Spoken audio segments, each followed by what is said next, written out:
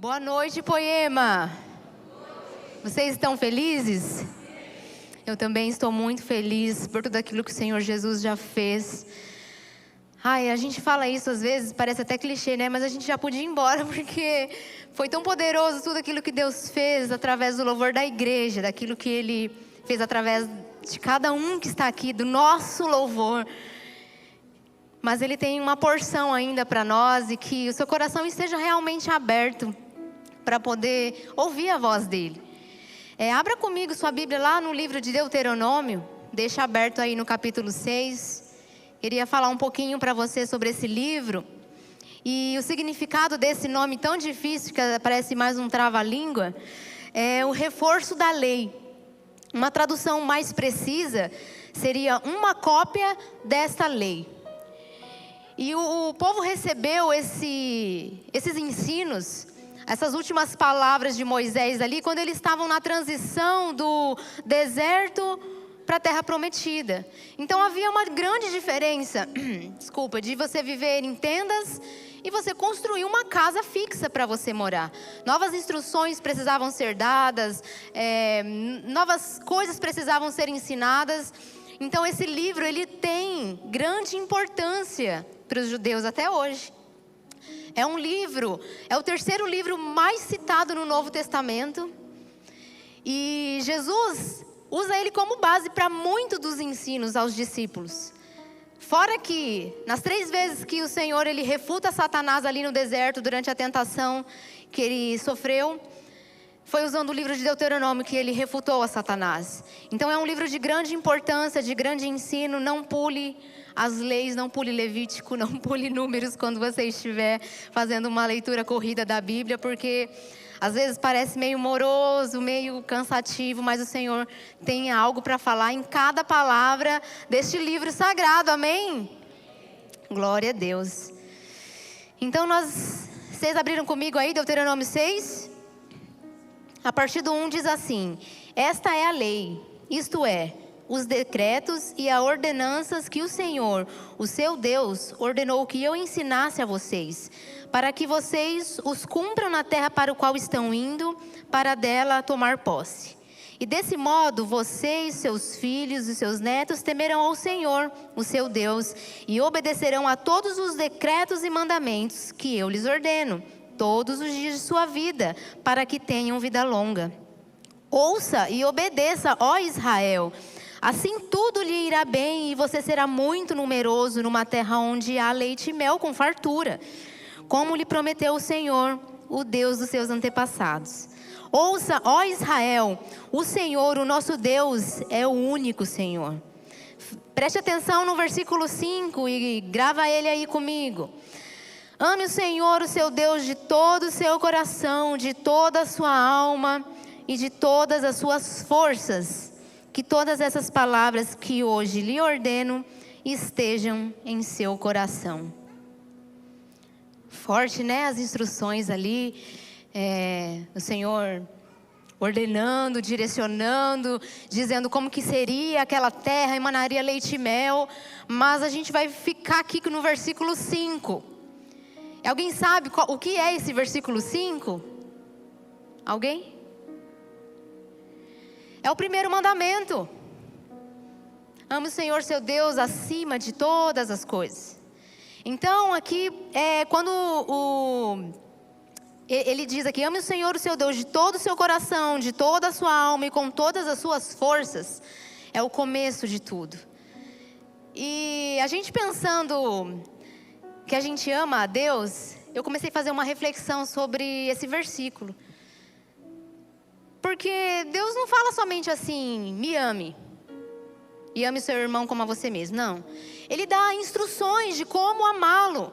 Então não é da forma que a gente quer, é da forma que o Senhor quer que amemos. É da forma que Ele merece ser amado.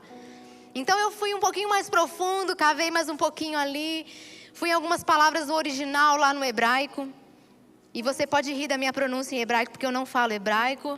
A gente já riu de manhã, vocês podem rir agora também, não tem problema. E eu queria frisar com vocês as 3 palavras-chave desse versículo. Ame o Senhor seu Deus primeiramente de todo o coração. E do original, a palavra coração é lebab.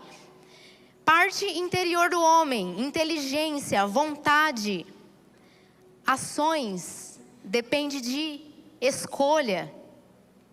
Então a primeira forma que a gente tem de amar o Senhor é com a nossa razão, com o nosso intelecto. A gente escolhe amar. Alguns casais que já se aconselharam comigo, com o Abner, é uma frase que a gente fala muito, que amor ele não é um sentimento, ele é uma escolha, ele é uma decisão. O sentimento ele vem depois, mas o amor ele começa aqui, dentro da nossa mente. Na segunda que o Lê estava aqui ministrando para nós, ele falou uma frase pertinente, incrível, que da forma correta utilizada, ela é muito útil. Ele diz que a gente precisa amar todas as pessoas, mas não precisa gostar de todo mundo.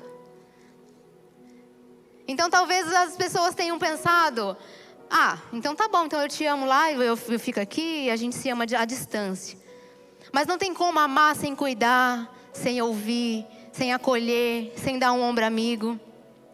E não é sobre sentimento que a gente está falando. A gente está falando sobre a razão, sobre o nosso intelecto. Coisas que nós fazemos um culto racional. Nem tudo é emoção. Então quando quando o Senhor instrui Moisés ali a instruir o povo a amar a Ele de todo o coração, são as nossas escolhas diárias. Depois ele fala, me ame com toda a sua alma. E do original, a palavra alma é nefesh, ser vivo, desejo, emoção. É algo mais abstrato, algo sentimental. É um fluir de dentro. E aí sim a gente está falando de emoções agora. Amar o Senhor com a nossa alma é quando a gente está aqui reunidos e a gente sente a presença do Senhor e a gente chora. E a gente se arrepia, e a gente se alegra, e a gente sorri para Ele. São coisas da alma, coisas que nós sentimos. Nós não podemos somente amar o Senhor Jesus com a nossa alma, porque num culto de domingo a gente vibra, chora, canta, pula, rodopia, mas na segunda-feira, se não houver um amar o Senhor de todo o coração, você não consegue tomar as decisões corretas para continuar amando o Senhor. Então é muito superficial um arrepio e uma lágrima, se antes não está nas suas escolhas amar o Senhor de todo o seu coração. E depois o Senhor ele vem nos ensinar mais um pouquinho, amar a Ele com todas as forças. E a palavra forças do original é meod. Extremo, grande quantidade, abundância, algo que transborda, que ultrapassa limites, é extravagante, escorre de nós. Então quando você decidiu, você sentiu, não tem como isso ficar só dentro de você. Começa a escorrer. Começa a escorrer no trânsito, começa a escorrer no serviço, começa a escorrer na escola, na faculdade, começa a escorrer. E você não precisa viver escondido, escondendo a sua fé com vergonha. É com muito orgulho, é com muito prazer que você se apresenta como um cristão. E isso transborda de forma natural, não de forma incisiva, querendo enfiar Jesus goela abaixo em ninguém. Não seja esse crente chato, mas seja um cristão genuíno que ame o Senhor de verdade, porque isso escorre naturalmente de você. Ontem a gente passou o dia todo resolvendo umas coisas pessoais. A gente precisou ir lá para São Paulo. Eu não sei os mogianos, mas os suzanenses acho que não gostam muito para São Paulo não, gente. Voltei com uma dor de cabeça. E a gente passou o dia lá resolvendo umas coisas e no final, as pessoas que estavam resolvendo alguns negócios com a gente, elas falaram, vocês têm alguma religião, né? Vocês acreditam em alguma coisa? E o Abner falou, sim, nós somos cristãos. Ela, eu sabia, tinha alguma coisa em vocês que nos deu paz. A gente gostou de vocês assim que viu vocês. Alguma coisa diferente vocês tinham. E era Jesus resplandecendo. Porque se tirar Ele de nós de verdade, não sobra nada de bom. Tudo de bom que nós temos vem dEle. Então não fique se achando com seus dons e talentos, é tudo dEle. Se Ele tirar, não sobra nada. Não fique se achando bom, eu sou super caridoso, eu sou o incrível. Se tirar Jesus, não sobra nada. É tudo sobre Ele, meus amigos. E a gente precisa escorrer isso. Então, quando a gente ama o Senhor de todo o coração, de toda a nossa alma e de todas as nossas forças, isso ecoa em todas as esferas da nossa vida. Ir para um culto de domingo e esquentar uma cadeira e depois ir embora, não é amar Deus acima de todas as coisas.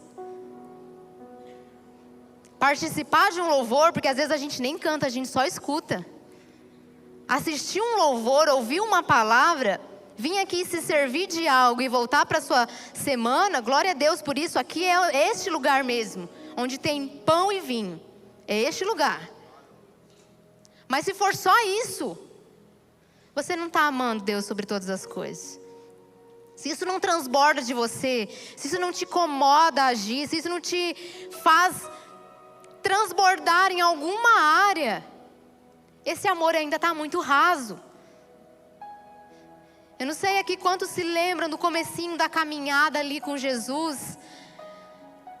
Esse primeiro amor, a gente só quer falar dele, só quer olhar para ele. As meninas solteiras falam, ai, nem quero casar mais, só quero Jesus. Aí depois repensa, né? Fala, ai, Jesus, quero sim, estava brincando.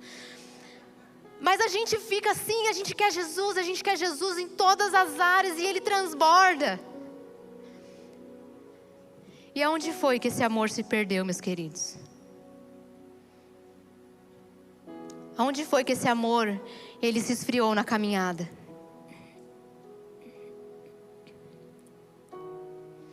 Não tem como a gente amar o Senhor sobre todas as coisas e não tratar bem a nossa família. Não tem como a gente amar o Senhor sobre todas as coisas e tratar bem os nossos filhos, maridos, esposos, nossos pais, os nossos irmãos em Cristo. Para quem não sabe, aqui o ferro afia o ferro, tá bom? Na Poema a gente tem o vida na vida. De verdade, aqui a gente afia o ferro com um ferro. E se não for com amor, meus queridos, é só vaidade. Quando a gente ama o Senhor sobre todas as coisas, não tem como a gente não amar o próximo como a nós mesmos, porque transborda. Qual foi a última vez que você orou e jejuou por uma causa que não era sua? Quem estava aqui no Poemei, que acho que lembra que a Sarinha falou sobre isso. Hoje, infelizmente, até a igreja esqueceu que o papel dela é servir. E a gente está muito preocupado com o nosso. A minha casa, as minhas contas, o meu aluguel, os meus problemas. Mas quando a gente ama o Senhor sobre todas as coisas, os nossos olhos, eles saem das coisas passageiras e momentâneas aqui. Ele se volta para a eternidade e a gente entende o real motivo de estarmos aqui. Se você se acha igreja e não tem uma toalha e uma bacia, meus amigos, está tudo errado. Porque a igreja de Cristo, genuína, a noiva do Cordeiro, ela lava os pés daqueles que estão lá fora perdidos. Ela lava os pés dos que estão lá fora. A gente ama tanto o Senhor que a gente ama a família dele, a gente ama as criaturas, os filhos dele. A gente ama. Em 2 Coríntios 4,13, Paulo ele faz uma alusão a Salmo 116, no verso 10, que diz, eu estou lendo Coríntios, tá? Mas a alusão que Paulo fazendo aqui é ao Salmo. Está escrito, eu criei, por isso falei. Com esse mesmo espírito de fé, nós também cremos e por isso falamos. As nossas ações, o nosso intelecto, quando a gente escolhe, ele precisa gerar algo visível, palpável. Não tem como eu acreditar no Abner, por exemplo, se ele sentar do meu lado, toda vez que ele chegar do serviço, falar, amor, eu te amo. Nesse tom, sem olhar para mim, ficar ali inerte, até a hora de dormir, acorda, vai trabalhar, não me dá um beijo, não dá um bom dia, nada. Mas que amor estranho é esse? Aí no outro dia, amor, eu te amo. Mas cadê os frutos? Cadê o cuidado? Cadê o zelo?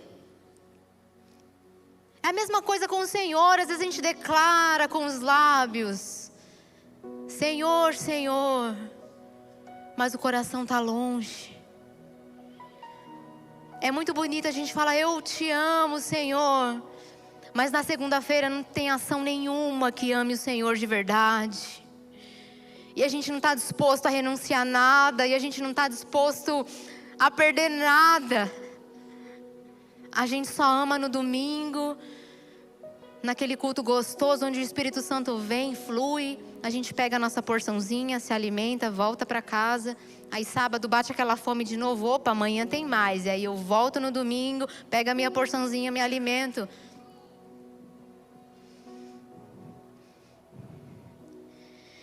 Meus amados, isso é muito raso. Isso é muito raso. Se a gente fizesse uma autoanálise aqui hoje, lembrando que a autoanálise é você mesmo, tá? Não fica assim para o seu irmão. Olha aí, ó, isso é para você, ó. Você ouviu, né? Não, é autoanálise. Olhe para dentro de você. Nessa pequena multidão que nós estamos aqui, nesse grupo de pessoas em que nós estamos aqui reunidos, se o Senhor Jesus, Ele passasse os olhos, e Ele passou, tenho certeza, sobre todos nós, a sua adoração chamaria a atenção dEle? A forma que você se comportou hoje no louvor, hoje, estou falando semana passada, estou falando de hoje. A forma que você se comportou, porque não é para a gente aqui que vocês estão adorando, misericórdia, é para o Senhor. A forma que você se moveu hoje, a sua adoração tocaria o Senhor? Os olhos dele estariam sobre você?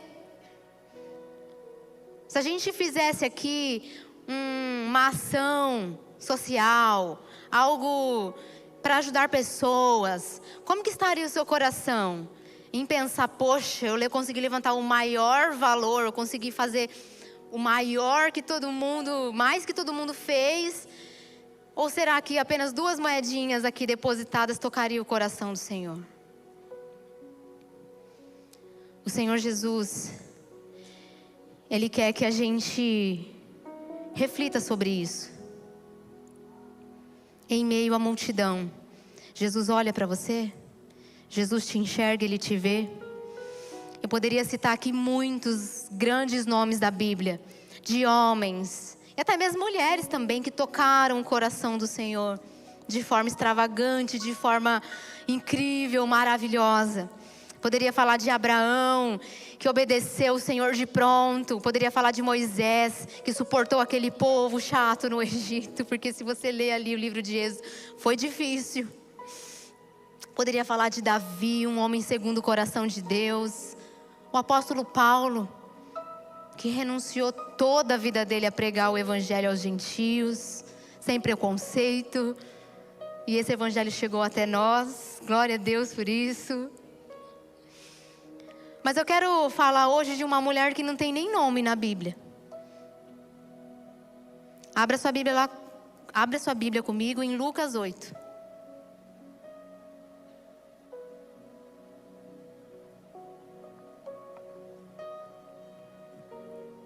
A partir do 43, é uma passagem muito linda. Diz assim: estava ali certa mulher que havia 12 anos vinha sofrendo de uma hemorragia e gastara tudo o que tinha com os médicos, mas ninguém pudera curá-la. Ela chegou por trás dele quem? Jesus. Tocou na borda do seu manto e imediatamente cessou sua hemorragia. Quem tocou em mim? Perguntou Jesus. Como todos negaram, Pedro disse: mestre, a multidão se aglomera e te comprime. Mas Jesus disse: alguém tocou em mim. Eu sei que de mim saiu o poder. Então a mulher, vendo que não conseguiria passar despercebida, veio tremendo e prostrou-se aos seus pés. E na presença de todo o povo contou por que tinha tocado nele e como fora instantaneamente curada. Então ele lhe disse: filha, a sua fé a curou. Vá em paz. Essa passagem, ela é muito conhecida. Provavelmente você já ouviu 1 milhão de vezes alguém ministrando sobre ela. E a gente já ouviu várias coisas dessa mulher. Que ela foi ousada, que ela foi incrível, que ela foi destemida, não se importou com a multidão, não ficou ali receosa se ela estava impura ou não, segundo a lei judaica. Ela só foi. Mas eu queria chamar sua atenção para uma coisa específica nessa passagem. Onde foi que ela tocou Jesus? Aonde? Na orla. E a orla das vestes do Senhor Jesus era algo que ficava lá no pé, lá embaixo. Umas franjinhas assim, segundo os costumes, né? As roupas que eles usavam na época. E ela tocou na orla. E eu fico pensando, para tocar na orla, essa mulher, ela estava se arrastando pelo chão. Se ela estivesse andando de pé, talvez ela teria conseguido tocar no ombro, talvez na cintura, no joelho. Mas se ela tocou na orla, meus queridos, ela estava com a cara no pó. Ela pagou um preço. Talvez tenha se arranhado nas pedras do chão. Talvez tenha engolido pó ali, tentando passar por aquele monte de pés, porque as pessoas estavam andando e o pó estava subindo. Ela não se importou com o preço que ela precisou pagar para tocar Jesus. E ela conseguiu tocar ele na orla. Você está disposto a tocar o Senhor Jesus na orla nessa noite? O que você está disposto a renunciar? O que você está disposto a abrir mão? Do que você está disposto? Se precisar se arrastar numa situação difícil, com o rosto no pó em oração, clamor e súplica, você está disposto, igreja? Você está disposta, igreja? Amar o Senhor sobre todas as coisas é algo sério, é algo profundo, é genuíno, invade o nosso ser por inteiro. E não foi apenas um toque, porque ela parou uma multidão, aquela mulher. A sensibilidade de Jesus era tanta, que um toque, uma franja de roupa, ele sentiu que saiu o poder dele. Alguma coisa aconteceu, para aí, quem que foi que me tocou?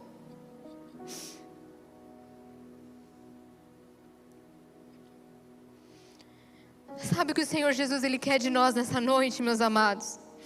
Que a gente resgate a essência do primeiro amor. E por que a essência?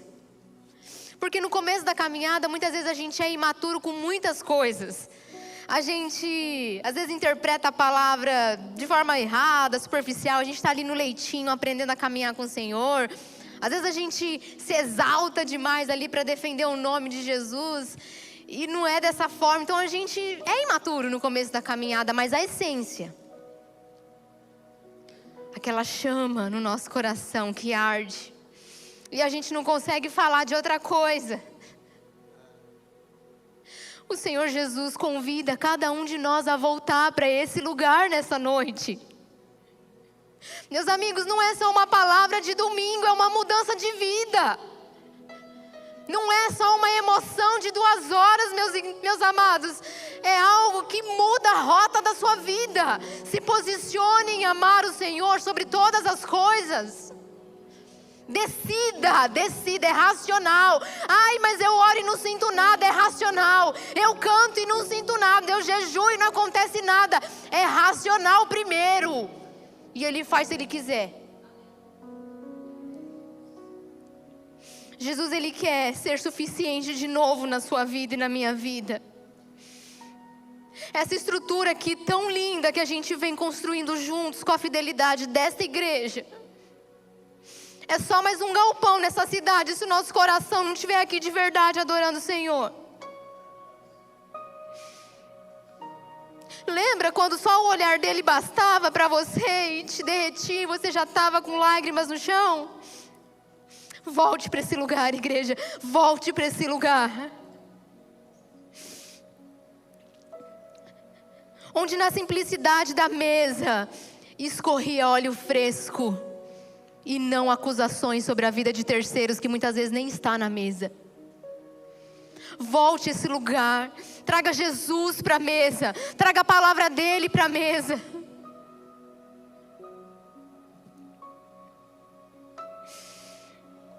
Que o assunto principal que queime no seu coração seja ele de novo, e de novo, e de novo.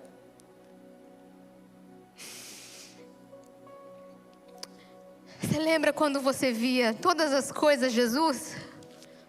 Eu não sei vocês, meus amigos, mas o meu começo com Jesus, nossa, ele me mimava demais. Tinha vezes que eu estava atrasada para ir para a escola, precisava de um livro. E a minha irmã é uma pessoa super organizada, só que não, e a gente dividiu o quarto. E estava tudo bagunçado. Jesus, onde está esse livro? Eu estou atrasada. Eu orava, Jesus, onde está esse livro? E Deus falava, debaixo daquela terceira pilha. Jesus, por que não é mais assim? Chega uma hora que a gente amadurece e a gente precisa de alimento sólido. E teve uma vez também que eu me lembro que a gente... Não sei se o Abner vai lembrar disso. A gente morava em Brás Cubas e uma vizinha estava chorando desesperada atrás do gatinho dela. Você lembra dessa noite que a gente escutou ela chorando? Meu gato, meu gato, meu gato. E a gente, meu Deus, o que está acontecendo? Vamos descer lá, ajudar aquela mulher. A gente também tinha pet na época e aí a gente fica todo emocionado, né? Quando um pai de pet, brincadeira, gente. Eu e o Abner, a gente não foi pai de pet não, nada contra. E aí a gente desceu e a mulher, ela deixou a janela aberta e tal. E eu orei e falei, Jesus, onde está o gato? Verdade. Aí ele falou, à sua esquerda, debaixo do carro prata. E eu, Nhau! Eu falei, moça, seu gato tá ali. Aí o porteiro veio correndo, que ele já estava mais perto. Ele pegou o gatinho. Eu falei, Jesus, Senhor, é incrível. Vocês lembram do começo da caminhada, meus amados? Vocês lembram ainda? É para esse lugar que a gente precisa voltar de novo. É para essa essência que a gente precisa voltar de novo. Ame o Senhor com todo o seu coração, com toda a sua alma e com todas as suas forças. Em Mateus 13, a partir do 44, diz assim: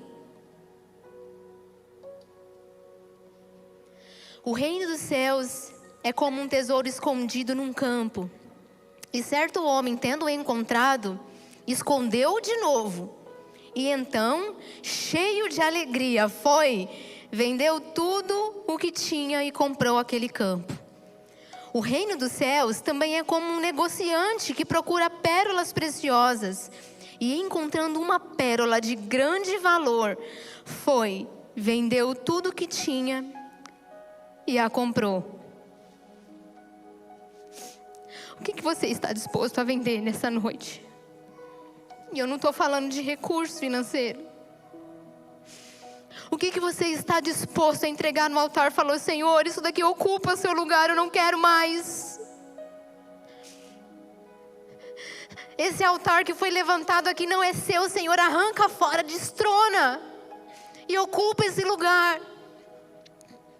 Meus amados, nós temos a maior preciosidade que um homem e uma mulher pode encontrar, que é o Senhor. Nós temos. Não é sobre perder. Quando a gente fala de renúncia, quando a gente fala de entrega, quando a gente fala de dar, não é sobre perder, é sobre ganhar, porque nós ganhamos a eternidade. Nós ganhamos Ele, a recompensa é Ele. O que vocês ganham chegando 8 horas da manhã, ensaiando, e passa o dia aqui na igreja, e prega, e está no staff, e chega 4 horas e limpa o banheiro? O que vocês ganham com isso? A gente ganha Cristo. Não tem como a gente não servir, não fazer algo, não tem como esse amor não mover você de alguma forma. Igreja, desperta.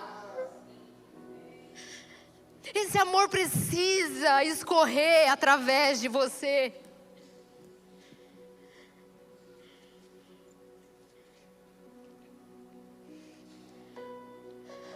O louvor pode subir.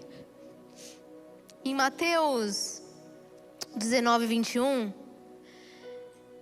Jesus, ele fala com um jovem rico. E ele ali todo pomposo de cumprir todos os mandamentos. Senhor, eu já faço tudo isso. E Jesus fala para ele, então vende tudo que você tem e vem me seguir. Vem me seguir. E ele se entristece porque ele era muito rico e ele não consegue fazer isso. Ao contrário daqueles homens da parábola que vendeu tudo que tinha para comprar o terreno e para comprar a pérola. Esse homem na vida ali real, que já não era mais uma parábola, era um fato, ele não escolheu a boa parte. Ele não escolheu o Senhor.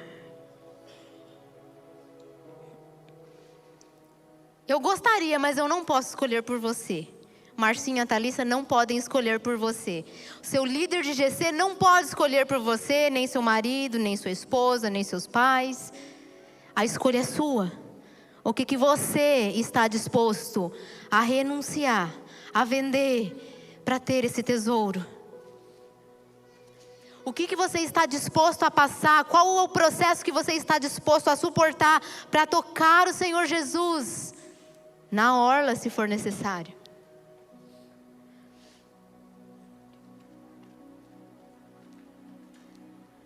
A palavra de Deus diz que os olhos dele estão sobre toda a terra procurando quem? Quem?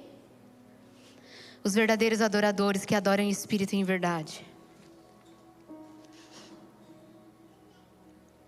E ele passando o olhar dele hoje sobre nós, ele te encontra?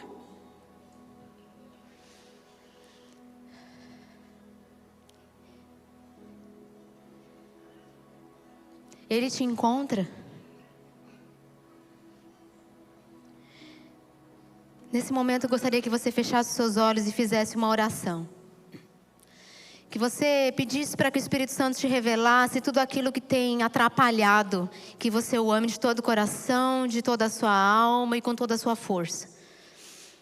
Que você venha detectar nessa noite tudo aquilo que ocupa o lugar do Senhor Jesus na sua vida. Destrone todas as coisas, dê uma ordem para a sua alma. A alma ela precisa ser controlada, ela precisa ser subjugada. Coloque a sua alma no lugar dela.